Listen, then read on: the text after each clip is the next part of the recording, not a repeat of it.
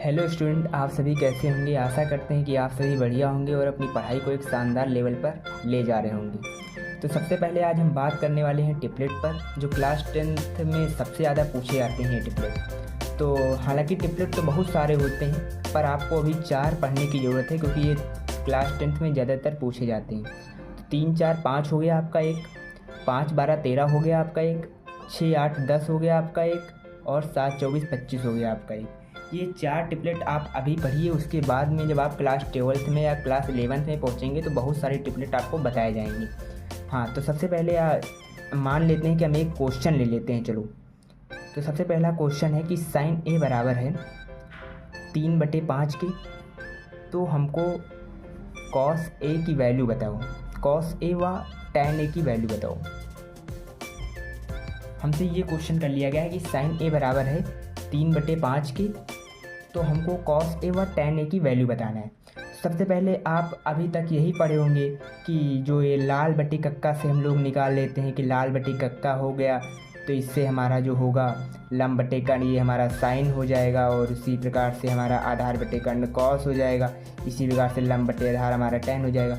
मतलब आपने अभी तक इसी तरह से पढ़ा होगा। अब जैसे इसकी वैल्यू निकालना है तो आप लोगों ने ये भी पढ़ा होगा, पाइथागोरस प्रमेय होती है जो एक कर्ण स्क्वायर बटा लंब स्क्वायर प्लस आधार स्क्वायर। तो हमारी जैसे कर्ण स्क्वायर की वैल्यू है, जैसे ये लंब बटे कर्ण हो गया, तो हमारी कर्ण स्क्वायर की वैल्यू जो होगी वो 5 का वर्ग हो जाएगा, लंब की वैल्यू जो होगी वो 3 का वर्ग प्लस आधार का स्क्वायर। इसी तरह से हमारा जो वैल्यू होगी 25, इसको 3 का वर्ग इधर ले आएंगे तो माइनस का 9 हो जाएगा बराबर आधार स्क्वायर हो जाएगा। तो इस तरह हमारी आधार की जो वैल्यू निकल कर आएगी 4 निकल कर आ जाएगी।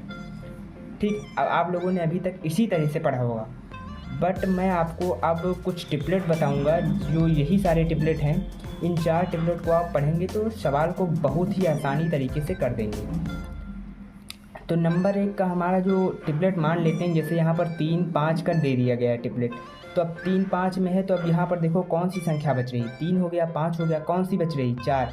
यानी कि हमारा जो आधार की वैल्यू होगी डायरेक्ट आप पकड़ लीजिए कि 4, क्योंकि कर्ण जो होती है हमारी सबसे बड़ी भुजा होती है। अभी जैसे हम कर्ण स्क्वायर बराबर लंब स्क्वायर प्लस आधार स्क्वायर किए हुए, तो कर्ण हमारी सबसे बड़ी भुजा होती है, और 5 का वर्ग कर दिया और फिर इधर का वर्ग कर दीजिए, यानी कि 3 का वर्ग प्लस 4 का वर्ग कर दीजिए, तो 25 आ गया, और 3 का वर्ग करेंगे 9 प्लस ये 4 का वर्ग करेंगे 16, तो कितना आया आपका निकल कर 25 बराबर 25 ही तो निकल कर आया ना।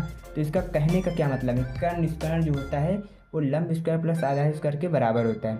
तो सबसे मोस्ट इम्पॉर्टेंट में आ जाता है कि मतलब कैसे वैल्यू पुट करेंगे हम यहाँ पर। अब उसके